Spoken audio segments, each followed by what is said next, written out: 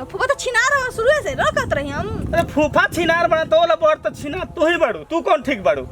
तू सही रही। तू तो बतिया पहले कहले रह तू हमरा से कि फूफा जी हमारे पर लाइन मारेलन। फूफा आवेलन तो हमरे के देखेलन। ना वो घर तो फूफा संगे हेलो हाय करतलु हैं। आज तहार कुल पकड़ा गइल है केला सेब अकेले अकेले उहो कहाँ आई छे मनी पाइल बड़लो।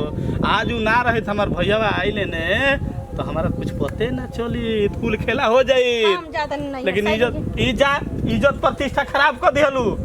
आज वो कह दी तो का होई बोलो? ऐसा ही करबू? फूफा के संगे गलत करबू? तो सिस्टम काम नहीं करता हम का करी? पहले से कहते दवाई खाई दवा खाते हैं।